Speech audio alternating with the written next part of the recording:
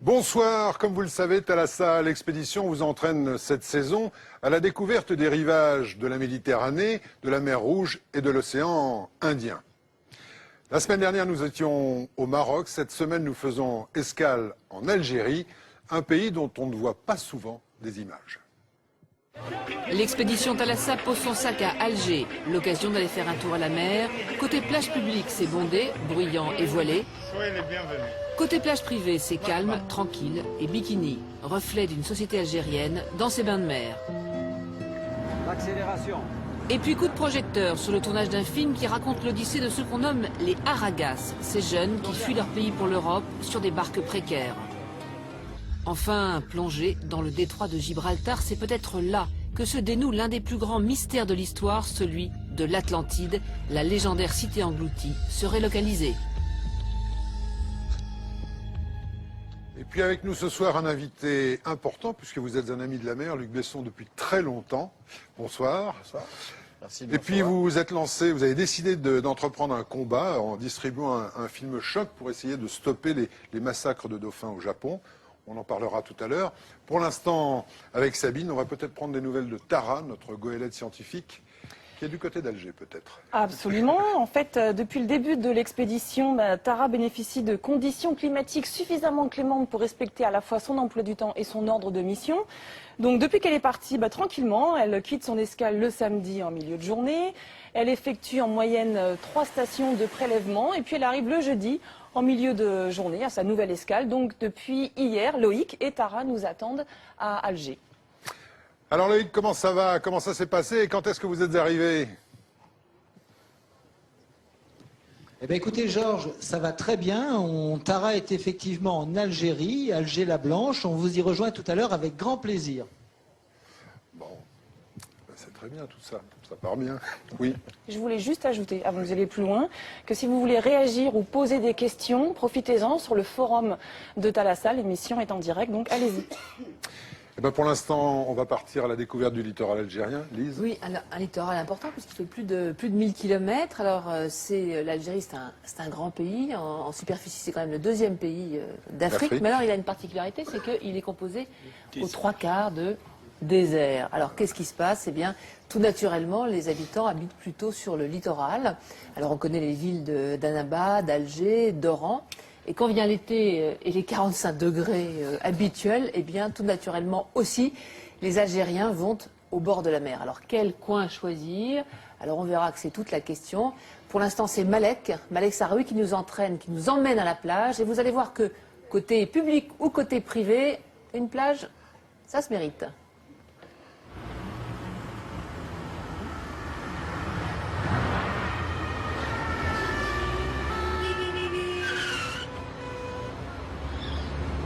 Ça peut bloquer pendant des heures.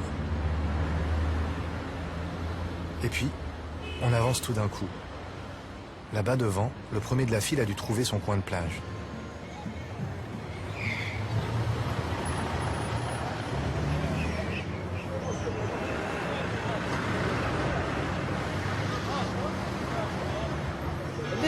Ceux qui vont à la plage passent par ici. C'est la route nationale numéro 11, qui va jusqu'à Cherchel, Tipaza, la plage bleue. Tout le monde passe par là, parce que c'est la route du littoral. Elle va d'Alger à Cherchel. L'autoroute n'est pas encore en service. Dans cet incessant cortège de baigneurs qui défilent sur l'asphalte, bien peu connaissent un étonnant chemin de traverse.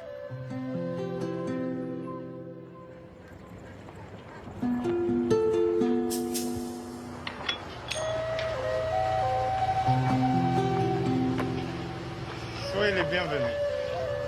Marhaba. La route mène tout droit chez Mustapha. Une petite plage privée sous une pinède. Il faut la mettre là. La grille ne s'ouvre que pour les habitués Ça va. et les familles. Ça va. Soyez la bienvenue. En Algérie, la sécurité et la tranquillité sont des privilèges. Attention. Pourtant, ce n'est ni un endroit à la mode, ni un repère jet-set, juste un coin tranquille pour piquer une tête. Tout commence sur le parking. Ici, on ne ferme pas sa voiture à clé. Certaines familles dépensent sans hésiter près de 10 € pour passer la journée. Une sacrée somme pour s'offrir ce qu'elles ne trouvent plus ailleurs.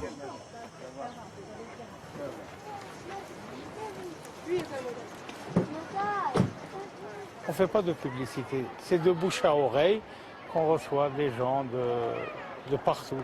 D'ailleurs, la plupart des familles qui sont là aujourd'hui, elles sont d'Alger. Il y a 2 heures de route pour venir ici. Mais quand on vient ici, je suis sûr qu'ils repartent satisfaits. Le week-end, il faut compter 5 ou 6 heures aller-retour depuis la capitale. Les embouteillages sont chaque année plus denses. Pourtant, les habitués sont toujours au rendez-vous.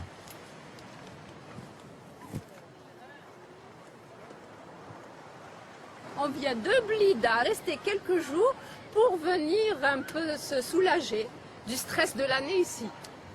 Ailleurs, il y a trop de monde. Trop de monde. On aurait bien aimé qu'il y ait 3-4 coins comme celui-là, mais malheureusement, il n'y en a qu'un seul, oui. C'est un endroit qu'on conseillerait rien qu'à une sphère d'amis bien réduite, bien restreinte, pour qu'on ne soit pas dérangé pour autant. Pour essayer de sauvegarder cette tranquillité le plus longtemps possible, sans vouloir offenser certains. Un secret bien gardé. Le lieu est un peu plus qu'une plage privée.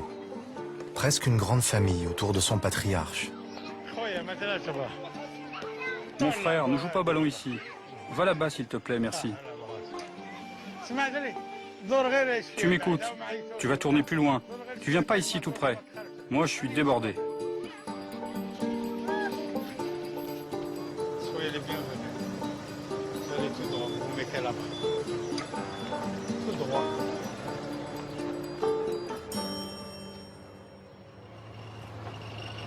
Oui, Khoya. Oui, mon frère. On peut entrer? Non, je suis désolé. C'est un endroit pour les familles seulement. Si vous venez en famille, vous serez les bienvenus. J'ai refoulé parce que...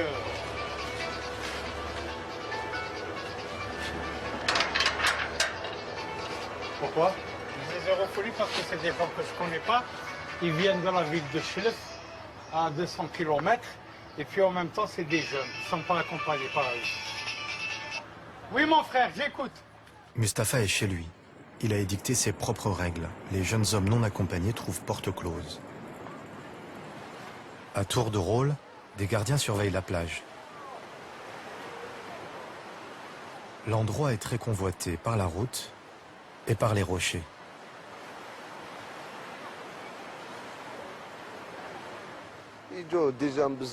Il y a beaucoup de jeunes qui essayent de rentrer, mais on les en empêche. Les familles sont au calme ici. Si tu laisses ces gars rentrer, il y aura des vols, des problèmes. Le règlement, mais surtout la sélection à l'entrée, c'est un bol d'oxygène pour les femmes et les jeunes filles.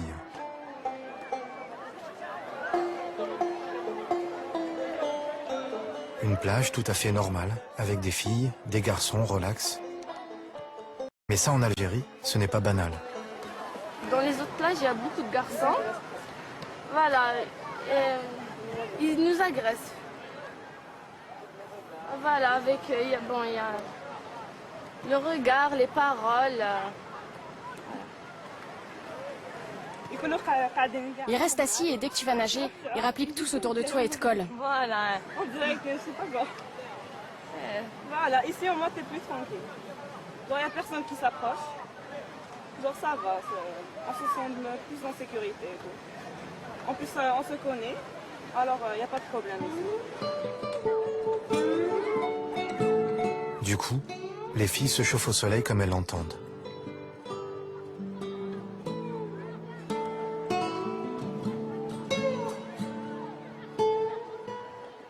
Sur les autres plages du pays, porter un bikini est devenu impossible. Non, ça ne nous gêne pas de voir des personnes en maillot ou en 2 pièces. Enfin, chacun fait ce qu'il veut. Voilà. Moi, ça ne me gêne pas de voir des gens, chacun. Moi, je pratique mon islam et je ne me mets pas en maillot. Et les autres... Chacun est libre. Chacun est libre de vivre à sa manière. Chacun est libre de vivre à sa manière. Voilà. À quelques kilomètres, c'est un autre monde.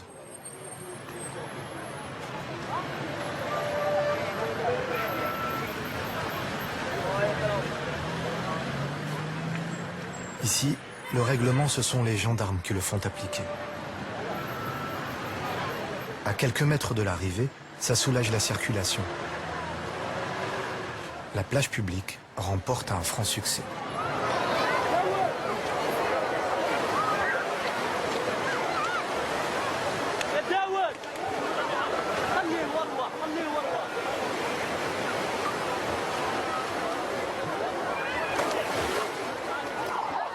C'est comme ça tout l'été. Les foules sont même plus nombreuses chaque année. Il n'y a pas assez de plages surveillées et relativement propres dans le pays, alors on se tasse aux mêmes adresses.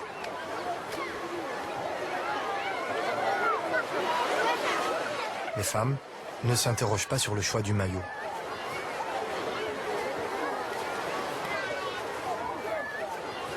Sur le sable, Amine tient une concession de parasol. Les premiers rangs sont réservés aux familles. C'est l'heure du couscous.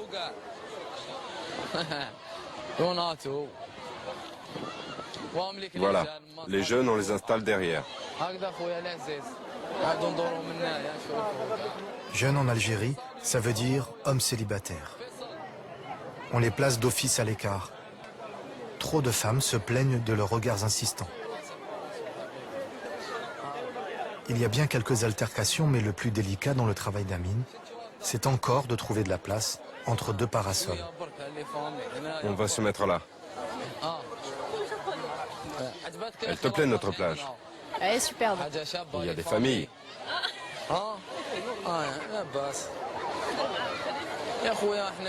Les Algériens, c'est pas des gens faciles. Il y en a qui sont plus souples, qui comprennent. Ici, il y en a qui font les fortes têtes. Mais bon, nous, on essaie d'être bien avec tout le monde.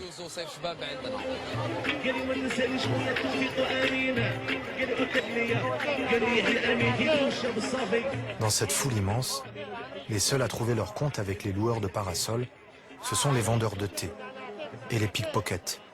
Malgré la surveillance, les baigneurs doivent toujours garder un œil sur leurs affaires.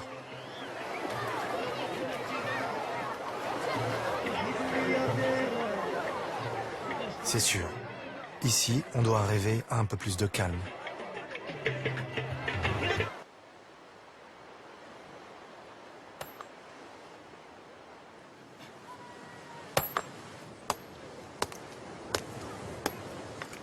Je suis en train de nettoyer la plage et puis en même temps je suis en train de tailler la pierre pour que je puisse construire avec.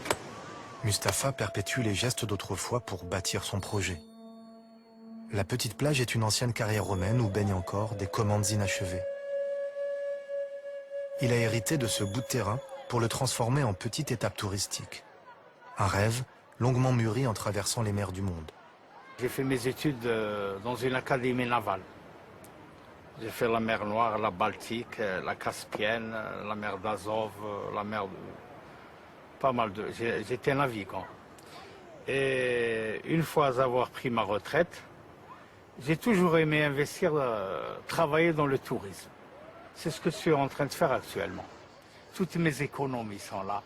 Mais les banques ne nous ont pas subventionnés, ne nous ont pas aidés. Son chantier a démarré il y a 20 ans. Mustapha avait creusé seul son puits dans la roche pour trouver de l'eau douce. 20 ans à se battre contre la pierre, les menaces des islamistes et l'administration parfois. Avec ses enfants, Mustapha veut juste ouvrir quelques chambres et une auberge. Pas grand-chose, mais c'est un travail d'Hercule. Vous voulez la vérité, on n'encourage pas les gens à faire ça. On ne les encourage pas. Il y a beaucoup de gens qui veulent faire ça. Ils veulent investir dans la viticulture, il y a des gens qui veulent investir dans la pisciculture, le tourisme. Il y a beaucoup de gens qui veulent investir. Mais seulement, il faut les encourager. Pas de tourisme, pas de camping, pas de sécurité sur le littoral algérien. Vers l'ouest, sur les 120 km de littoral jusqu'à la prochaine grande ville, il n'y a pas un seul hôtel. Et parfois, tout tient à un petit détail. J'attends toujours. Sans électricité, je ne peux rien faire. Je ne peux ni vendre des boissons fraîches, ni stocker l'alimentation, je ne peux rien faire. Cela fait 6 années que le transformateur ne fonctionne pas. Et l'ironie du sort, la centrale électrique se trouve à 2 mètres.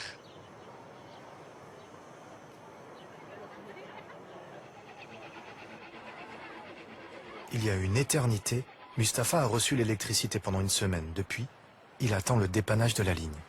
Votre correspondant ne répond pas. Veuillez réessayer. Pour faire tourner la boutique, il loue le parking et le barbecue.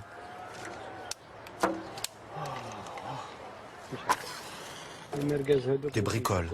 Son étape touristique avec chambre et restaurant est encore loin.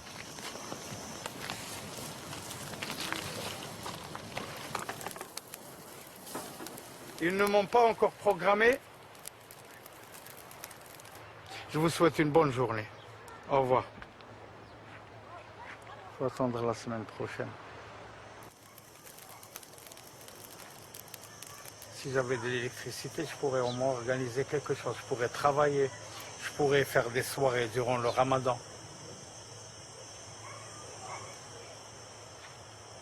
On est à la merci de...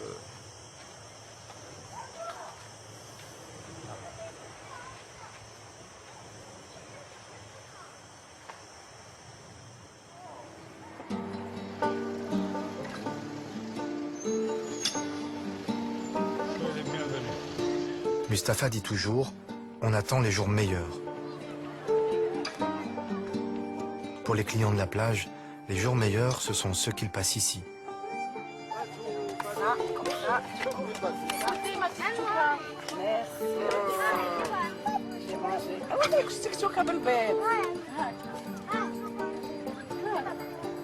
C'est des tartelettes à la tchouka. Et ça, c'est votre tchouka. C'est elle qui a préparé ça. Les salades, les grillades et un autre incontournable de l'été, le feu de forêt.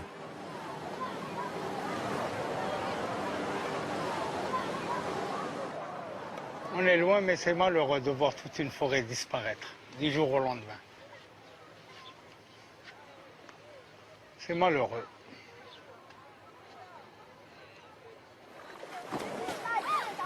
Dans l'odeur des pins brûlés, la petite plage reste un îlot de fraîcheur.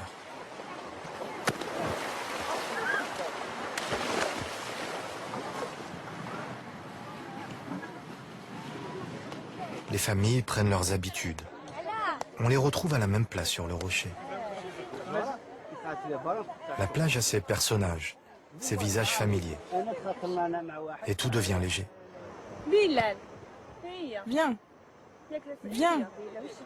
Bon, ben reste. Bilal.